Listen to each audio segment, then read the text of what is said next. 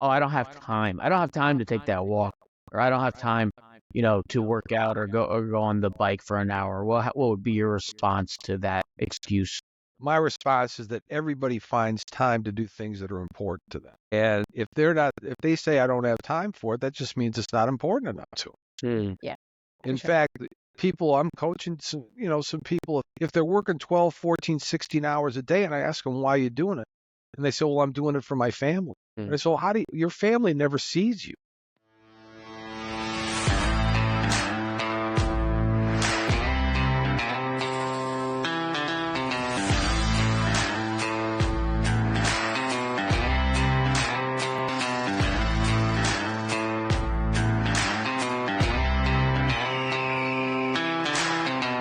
You're tuning into the Journey to Your Best Self podcast, where we explore the past holistic well-being, personal growth, and living a fulfilling life. Each episode, we bring you insightful conversations, practical tools, and inspiring stories to help you integrate your mind, body, and spirit on your journey to becoming your best self. Let's dive in and embark on this journey together. All right, welcome back to Journey to Yourself podcast. As always, I'm your host, Brian O'Neill, and I'm joined by our amazing co-host, Tara O'Neill, clinical hypnotherapist, life coach, and yoga instructor. Together, we're here to help you navigate your journey to a more balanced and fulfilling life. Today, really excited, thrilled to have special guest, Angelo Valenti, an expert in finding joy, contentment, and self-acceptance. He is the author of the impactful new book that you definitely have to check out. You're Making This Way Too Hard. Find your easy way to enjoy life. And we'll talk about the spelling of that, which is unique and definitely will separate it. So let's dive into how finding joy, building strong relationships, and fostering a positive culture can lead to greater business and financial success. Angelo, we're so happy to have you here with us. Thank you so much for having me. I'm excited to be here. Yeah, we're really thrilled. There's a lot of places we can go. You've been coaching, helping out, consulting, of building leadership, kind of inspiring people for decades now. But with the new book, front and center, I just like to kind of ask the general question for the uninitiated. What's your book about? My book is about finding, as the book says, find your easy way to enjoy life. And what it's about is finding the joy, or refinding the joy that you had at other points in your life. When you were a 4 or 5-year-old child or a 6-year-old child, I'll bet you were happy 99.9% of the time.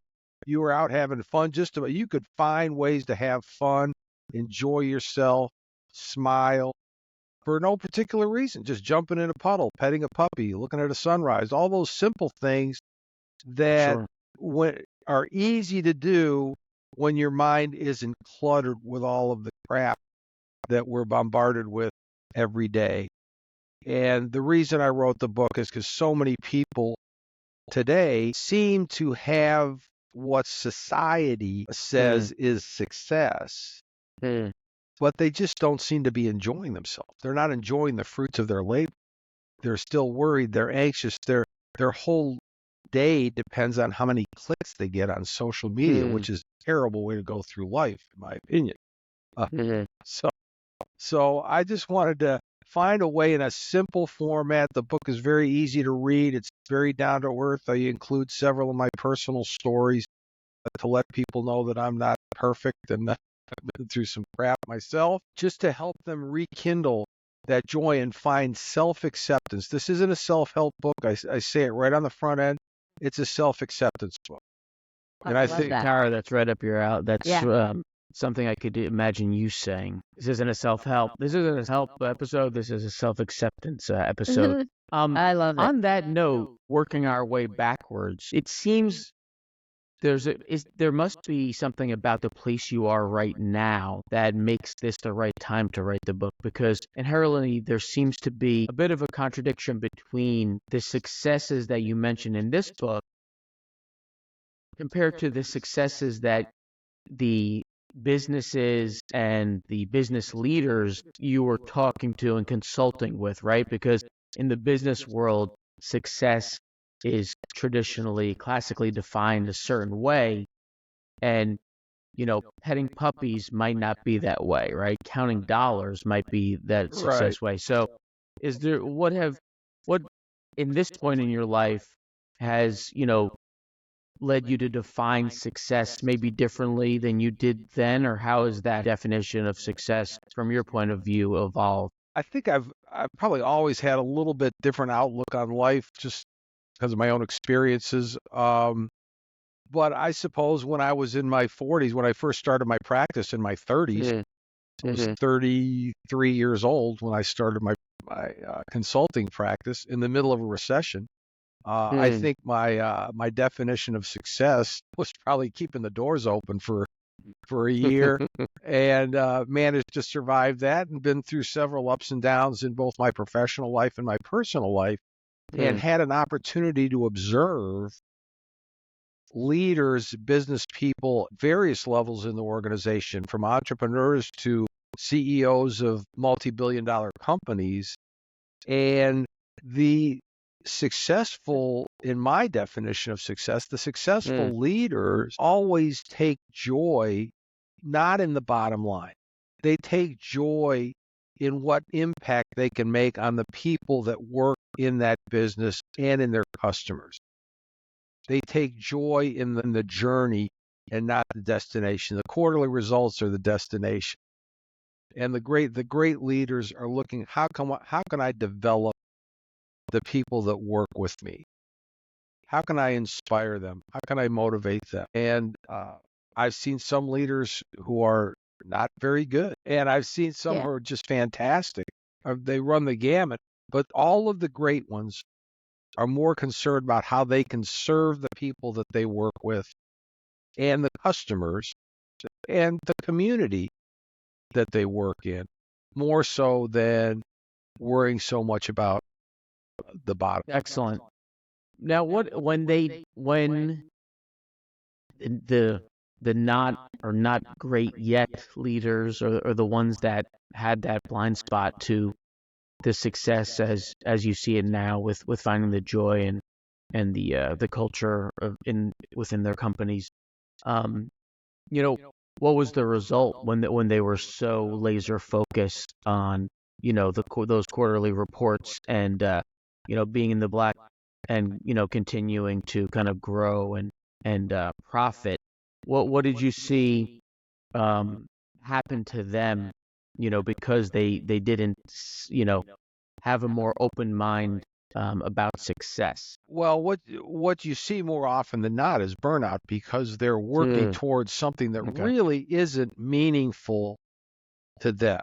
Quarterly results are great until the next quarter comes up. You're always chasing something that you can never Mm, catch. And in many of those cases, those leaders end up leaving to start their own business, something that they're truly passionate about, or they'll mm, sell the business to somebody else and let them worry about it and cash out and buy a cabin in Montana or start another business. But I don't think that the quest for those quarterly results or the quest for the almighty dollar leads to mm, long-term fulfillment. I think it's more of a byproduct. If it's a byproduct of doing something that you love and you're truly passionate about, then mhm. good for you. But if not, you're kind of doomed to a life of always chasing something that you're never going to catch, and that when you do catch it, it doesn't mean anything. Fascinating. Yeah, Yeah. no, very It, insightful. I mean, it's very aligned with the laws of the universe in a practical way. What might you tell someone that is following their joy, maybe starting coaching or consulting and love what they do, but the money doesn't seem to be flowing, or they don't have that connection to asking for money? Is it a not like, is it a fear of receiving? Do they have to put more time in? Do they have to find like more support? Is there a practical tip or tip that you could give to that new entrepreneur following their passion and joy? Um, Believe me, I've asked that question myself more Okay. than once. Um, in fact, I was hesitant to start my own practice because I've always considered myself to be a terrible salesperson. And I'm an introvert by nature. I just happened to get a tremendous opportunity laid at my feet, basically. And to my own credit, I did have the courage to take that leap and do it. But there were times when I started out that I'd be sitting at my desk wondering where my next project was going to come from, wondering where my next dollar was going to come from. So I would encourage anybody who wants to embark on that journey and to associate yourself, build relationships with people who are successful in the business world and who are fun to be around. Those two things have to be aligned with one another.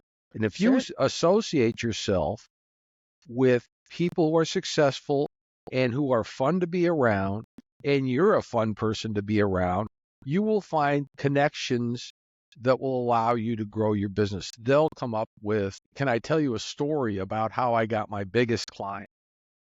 Sure. Please. Okay. And this was 1989, 1990, right in there. So I was a member of a country club. I love to play golf. Golf's my non-working passion. So I was playing golf. I had my regular group that we played with, and one of the members of my regular group had left recently to take a job in a different city. So we had an opening. And one of the guys at the club, who I kind of knew peripherally, didn't know him very well, asked if he could join our group. So we said, sure, good guy, good player. And so we played for 4 or 5 months. He played with us in the same group for 4 or 5 months. And I make a practice of never talking about work when I'm golfing, because that's my fun time. Okay. But if somebody asks, I'll tell them. Right. So what happened was, one of the guys I play with on a regular basis happened to be one of my clients. And I'd worked with him for a while. At the time, he had a printing business, which printing businesses hardly exist anymore, but he had a very successful printing business. The new guy in the group asked him, what does Angelo do exactly? And he said, oh, he's a psychologist and he's a consultant, and he does this and this and this for me. He coaches me. He helps me interview people, hire the right people, helps me with my team building. So after we're done playing, the new guy's name is Larry, by the way. Larry says, will you come to my office so we can talk for a little while? Sure. So we talk. I go to his office that Monday, and we already knew each other, so we had a very, informal, fun kind. Tell me a little bit more about what you do. And from there, I ended up with a 30-year relationship. Wow. With that client, and it's a big, big national company. Big. That's excellent. And that was, did I do anything to create that? I think what I did was I was a fun guy to play golf with. And I was a nice guy, and I was doing good work for my buddy who was also a client, and that's all it took. If I had to develop that relationship for myself, by myself, never would have happened. Right. The stars aligned. It happened organically, and yes. And I think that it's sometimes hard for us to see like how joy, not pushing, not forcing, not like making it happen, can bring us these things. So like, how do we reframe that? And would you say it is like practice doing things like kid like?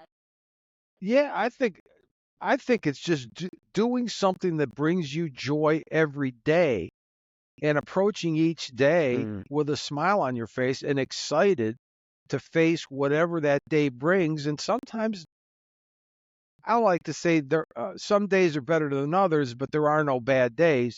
But some days that aren't better than others can be not that good, really. But if you approach it with a positive attitude, you'll get through it better for sure. And I really think joyful, happy, self-accepting people are magnets for other people. I think people are drawn to people who are enjoying their life. And in my book, I mentioned that, there's an old saying that misery loves company, and I think that's wrong. Misery doesn't love company. Misery loves miserable company. Miserable people don't want to be around happy people, and happy people don't want to be around miserable people. So I think if you're a happy person who's enjoying themselves and has a smile on their face, and they're helpful, and they are empathetic, and they really care about people are going to be drawn to you, whether you want them or not. Whether you want them or not. As another as an introvert, there's sometimes I wish to just kind of back off a little bit, but for sure. Yeah. So you could say it's not the list of your resume. Tara. Just had there was an echo coming from Tara's mic. I just, it's easier to fix it in the line rather than doing it on the back end. So I'll just Cool. out. But on the top of that joy, that the ups and downs, good, some days are better than others. Surrounding yourself with other people that are fun to be around, are a good time, are joyful, are pleasant, have that disposition, is great. But what are some things people can do to maintain that joy through the ups and downs? I mean, like you said, you don't focus necessarily and ride or die on those quarterly reports necessarily, but there are good days and bad interactions with coworkers, interactions with clients that can be challenging. The work-life balance, your personal life is affecting your work life. What are some, strategies or techniques or habits that people can and should utilize to keep that joy and that disposition where you need it to be? Well, I think one of the first things that people can do and should do is take care of your body as much as you possibly can. This is something that most people have control over. Not everybody's. If you have debilitating disease or you were born with some kind of condition, there's not always something you can do about it. But given if you're kind of not under one of those conditions, everybody can take a walk. I mentioned this in my book. I take a walk every morning in the woods. It takes me about 50 minutes. I'm walking around a lake. I did it this morning. It's beautiful. I saw a deer. I saw a bald eagle flying around. Wow. I didn't see any owls, but I heard a couple of them. And if you can't put yourself in a peaceful frame of mind, walking in the woods or walking in nature, just communing with nature, you might have some deeper issues that I'm not prepared to help you with. This isn't going to address this episode, right? And so try to eat a little bit better. And I'm not a fanatic about any of this stuff. When I say exercise, I mean, you don't have to run a marathon. I always tell people that, remember, all the dead people on Mount Everest were once highly motivated people. So you don't have to take it to that extreme. Just take a walk. Do something. If you like bicycling, take a little bicycle ride. Don't kill yourself doing it, but help the blood flow, get the heart pounding a little bit, and get outside. I think you don't have to quit eating the stuff that you like to eat, but instead of eating a whole bag of potato chips, eat a quarter of a bag of potato chips. That's a good place to start. Yeah. And it'd be easier to quit if you're just eating a quarter than if you're eating the whole thing. Another thing I really believe in is naps.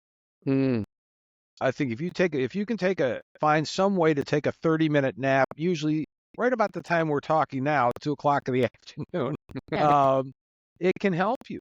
It can revitalize you. And in many cultures, naps are the norm.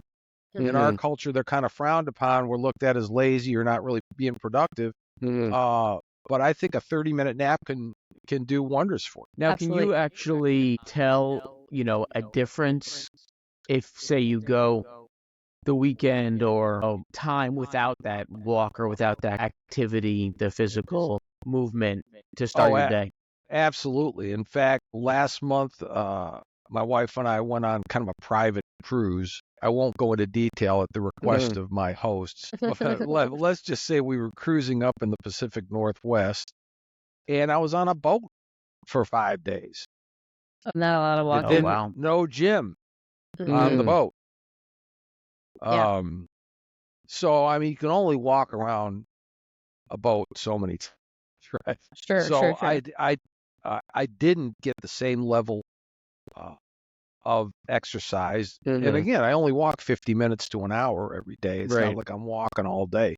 Sure. But I noticed I have a Fitbit that monitors my heart rate. Mm-hmm. And at the end of that, my heart rate's usually about 60. And at the end of that week, Mm-hmm.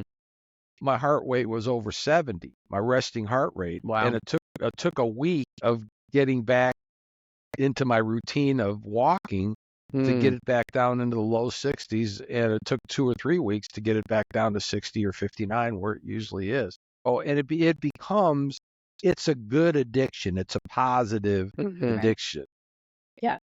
You know, And you back don't, back go to ahead. your point of the child, right? So we're 4, 5, 6 years old. Like we're running around, right? We're All the moving time. our body. So Yes. like that mind body connection is so important. And it almost sounds like eating and working out is almost the easiest thing, right? It's like the low hanging fruit. Like that could set us up for all of the more Yes. challenging things. So it's like if we could kind of get that out of the way, make that our normal addiction and routine. I think we can't reiterate that enough, like to people. Like it And might you can, seem simple, but it has to be done in a way. yes, and you can get withdrawal symptoms if you get used to doing those good things for your body. And if you don't get the opportunity to do them, you miss it. You feel less Yeah, because you're not doing it. sure. Yeah, and you don't realize how much it's helping until you stop almost. Right. And those are things that are under your control. You can make those decisions, Yeah, right? for sure. I mean, it doesn't require anybody else. It doesn't require any special equipment. It doesn't, all it requires is the discipline and the decision to do it. Well, how would you respond to someone that would say starting these good habits is something that we see is a big struggle, right, for people? You're not just having the discipline, but just jumping off, right? Just stepping out of the nest, just taking that first step. What would you say to people that they think that just being busy as they see it, or emailing, or just anything related to maybe their work or their business that they're starting up is what they should be doing. So, I don't have time. I don't have time to take that walk, or I don't have time, to work out or go on the bike for an hour. What would be your response to that excuse? My response is that everybody finds time to do things that are important to them. And if they say I don't have time for it, that just means it's not important enough to them. Yeah. In fact, people I'm coaching, some people, if they're working 12, 14, 16 hours a day, and I ask them, why are you doing it? And they say, well, I'm doing it for my family. And I say, well, your family never sees you. You're working all the time. Did you ever ask them whether they'd like you to cut back a little bit, maybe work 10 hours a day and then be home for dinner, or be home to put the kids to bed, or be home to take your spouse out for a nice dinner? So they're working those 16 hours a day because for them, that's the most important thing. Right. Even if Absolutely. they tell you it's not. Right.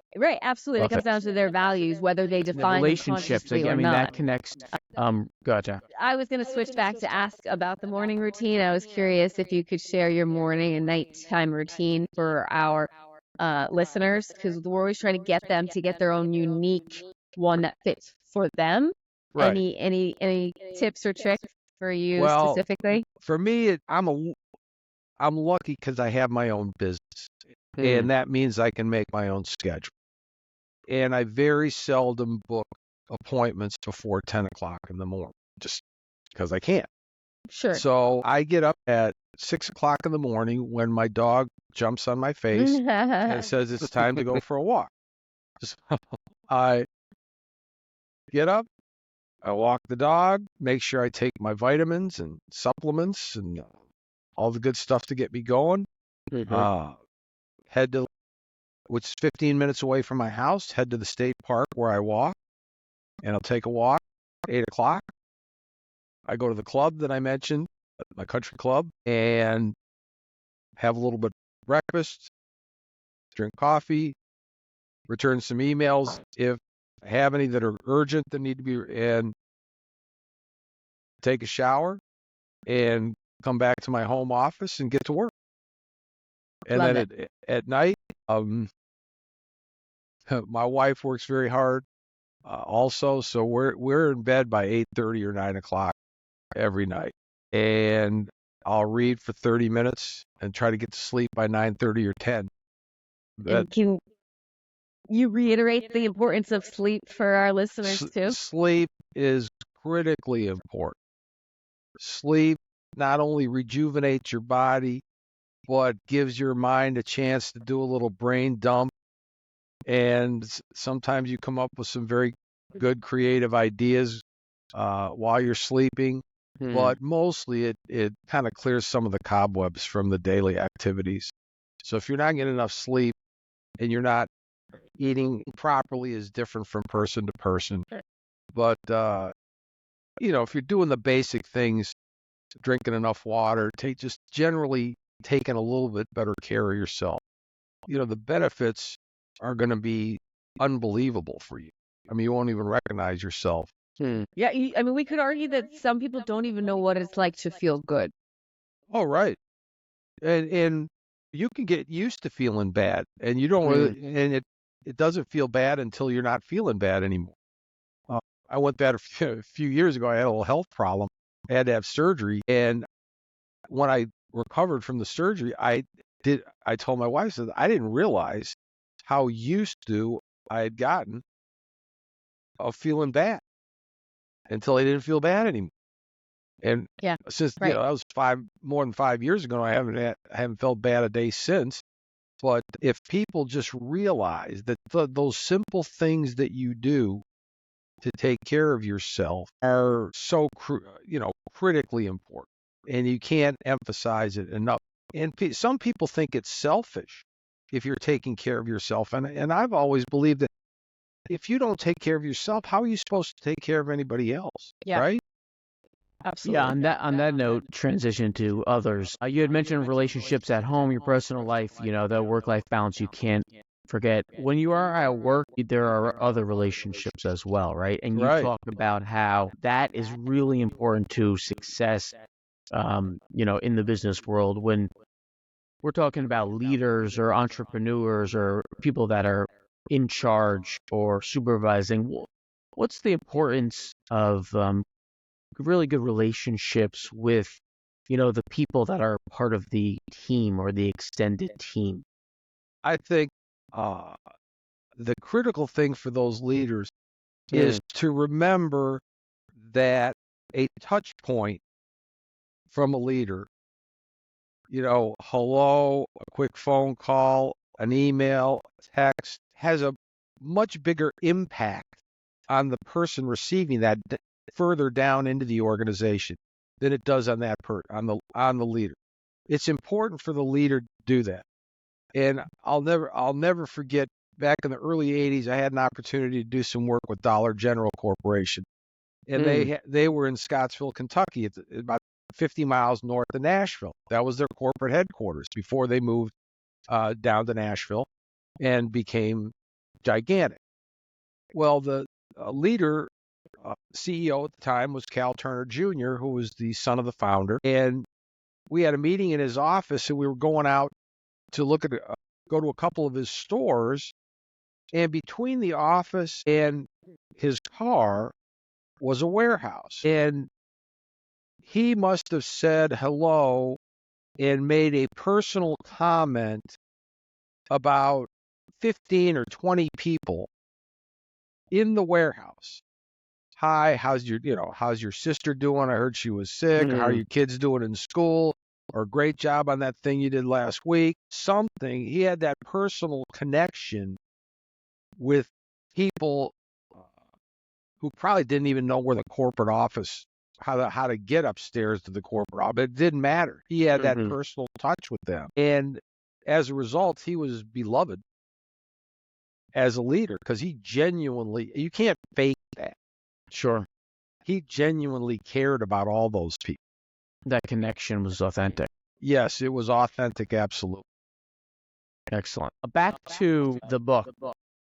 Yes. I think, we've missed the beginning. I mean, the beginning of the title was the beginning of the title for a reason. You're making this way too hard. What are people doing? What traps are they falling into? What mistakes are they making? What are they how and what are they making way too hard? Well, you think about it. Self-doubt makes life way too hard. Envy. Mm. I think we are a society that's almost consumed with envy. We see what other people supposedly have and supposedly are doing, and we wonder why we don't have that.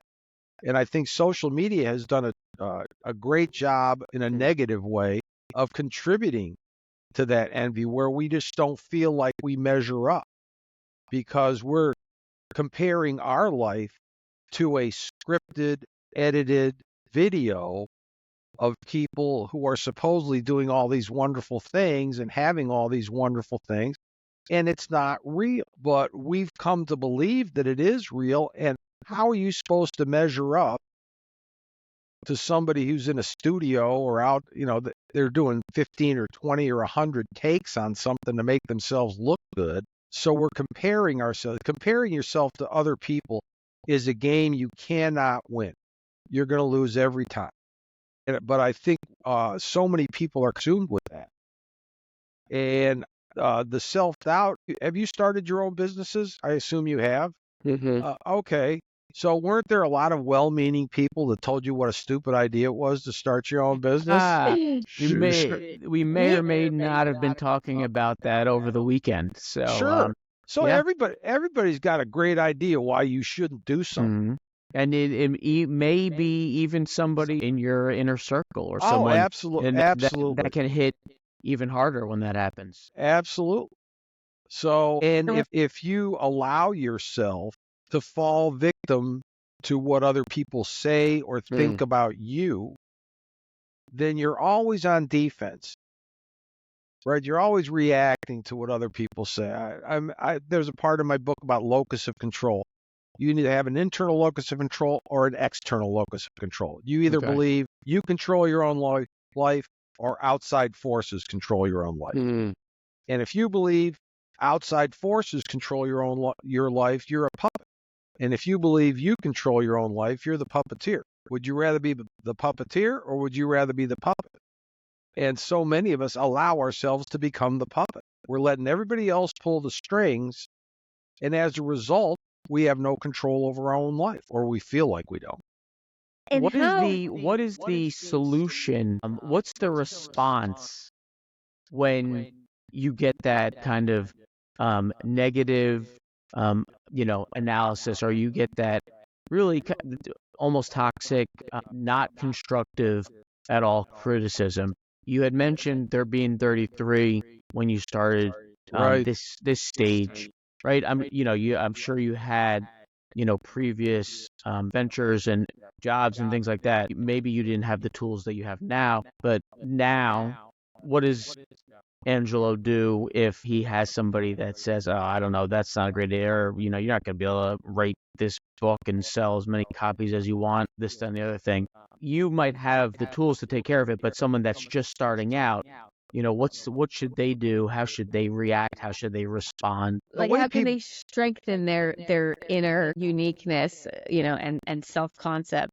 Well, the way to strengthen that is to recognize that nobody cares about you as much as you care about you. So take their opinion, and some people have good advice. You can take their advice and put it in the advice pile, and some of it's good and some of it's not so good. But you should value your own dream, your own vision, your own point of view, your own opinion more than you value other people's opinion. Yeah. I mean, and could you say that's a practice? Yes, absolutely it's a practice. Yeah. But you have to develop a sense of self-worth and a sense of self-love first. In order to value your opinion, you have to believe that your opinion's worthy and that you're worthy. Yeah. So that self-love is critically important. Yeah. And we're not taught that from the message from the social media, right? It's not like, yeah. So would you tell your clients or when you're consulting, do you tell them to, take a break from certain media, like, like some sort of a cleanse of all the noise out there?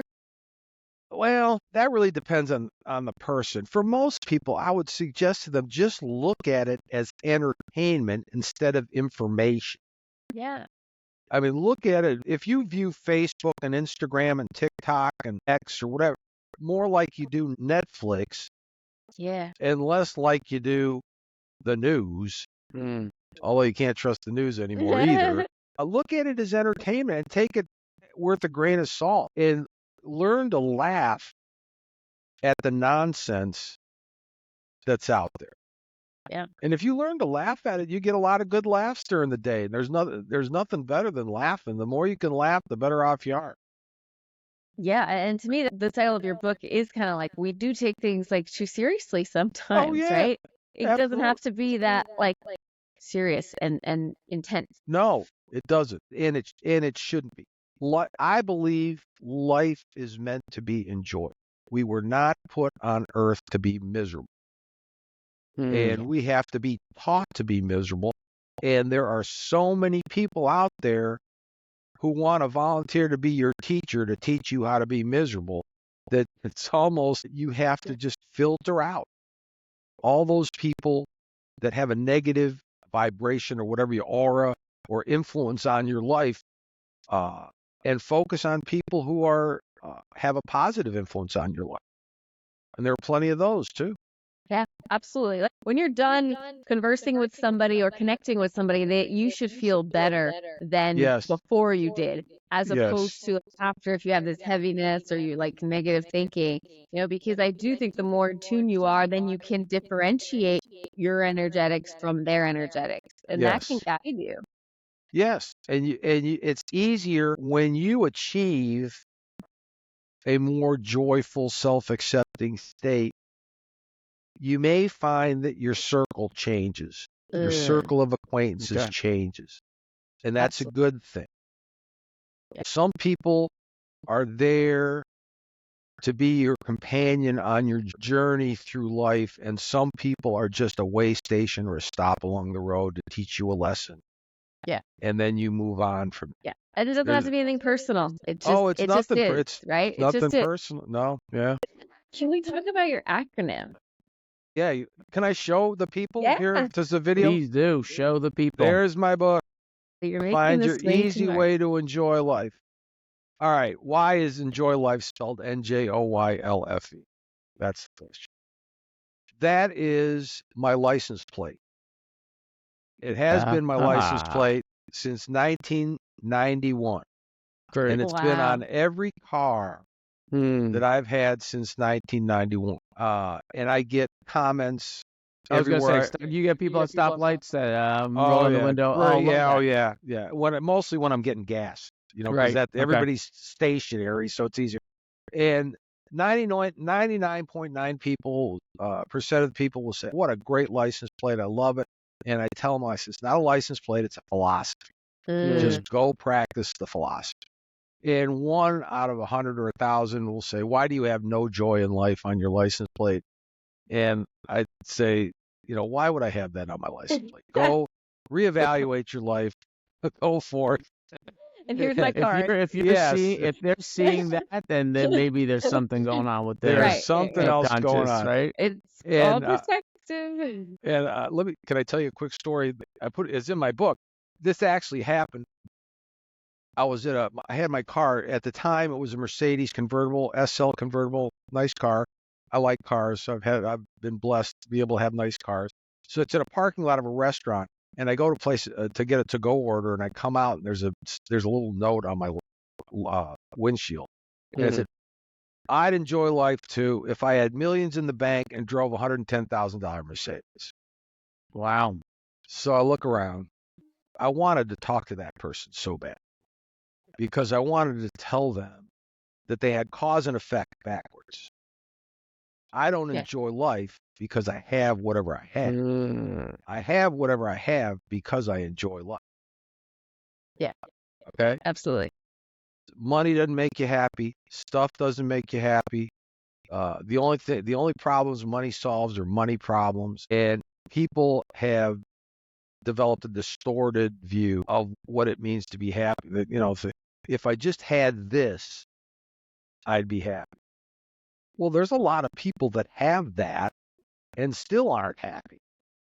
Yes, we live in the tri-state area of New York City, and there's a lot of money and there's a lot of anger. And a lot of psychiatrists too, right? Yeah, absolutely. So Yeah, yes, good that you stay. You chose well with Appalachia, right? Less competition for clients. For looking back to and I guess now with the coaching, but with the consulting, you talked about recognizing the real high quality leaders from the ones that weren't viewing success maybe through the right prism.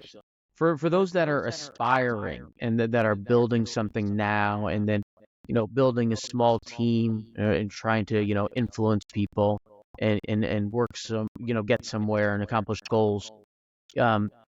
Is it can they develop that? Can they grow it, or is it just either you have it or you don't? And if yes, they can kind of develop it. What are some of the steps they should take or the practices that they should be implementing to get there?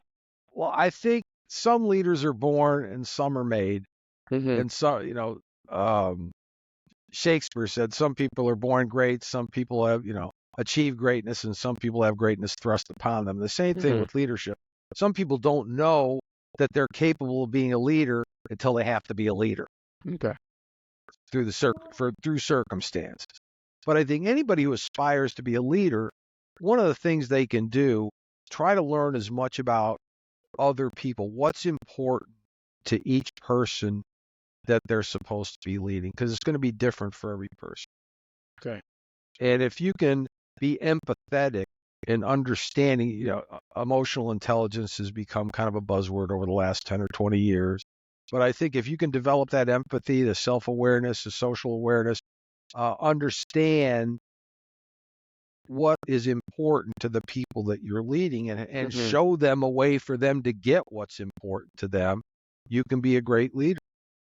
And as I said, it's different for every person. And a quick example is if you have somebody, let's say you have a single mom working for you, and they have a 10-year-old child, and this mom is a very high performer in your company. She's just doing a great job.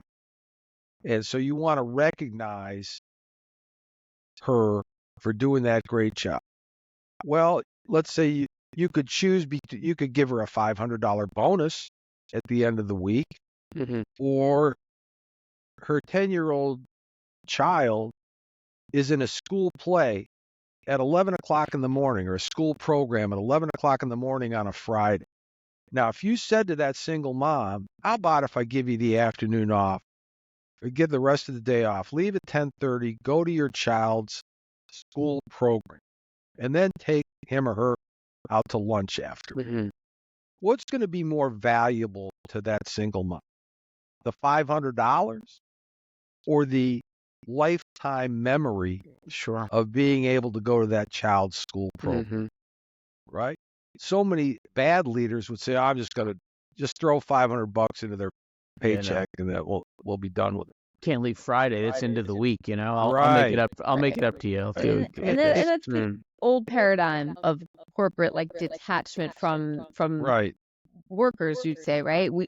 Can we be hopeful that there is a new paradigm where we have more? I don't think the old style of management works. Although some people are still trying it, it just doesn't work anymore. I think people have higher expectations from their work environment than they used to. I mean, so many people are making lifestyle choices where they won't move to a different city. Where when I started my consulting practice in 1982, if somebody was up for promotion and they were going to have to move from Chicago to Denver, I mean, they just packed up the family and moved to Denver. I mean, that was just part of the deal.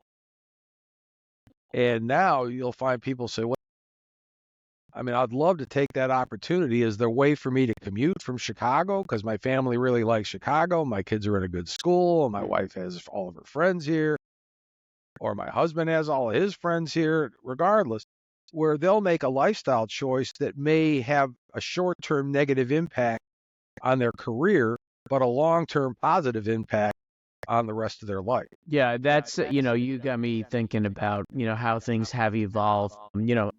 As an aside, it must have been a pretty exciting time because, like you said, you were coming off of, some economic challenges, crash of '87 later on, but there was so much potential and like boom in the U.S. economy back then as well.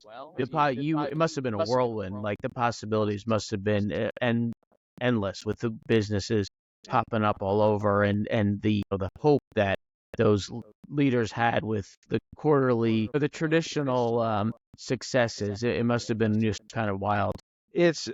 I've enjoyed every step on this 40, right now it's a 42-year-old journey, and I'm not done yet.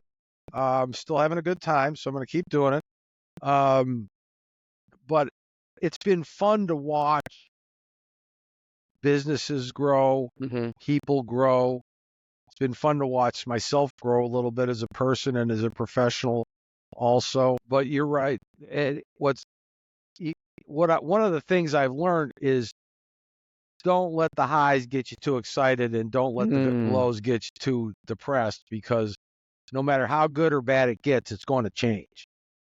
So you really have to have a longer term mindset, and not, for example, a couple of weeks ago, stock market had a big drop. Right. Well, most of that's back now. It's recovered most of that now. But the people who panicked and sold out, wish they hadn't, right? So if you take a longer view, not only of business but in life in general, I think that's a good thing. One of the last things that I wanted to ask Tara, and you get back in here after that, was throughout that journey, was there a moment or a mentor that changed your perspective in a way that you still look back to, or was more impactful than maybe other interactions or relationships that you had that you would share with us? Actually, two. My first client when I moved to Nashville to set up my practice was the general agent with Northwestern Mutual Life.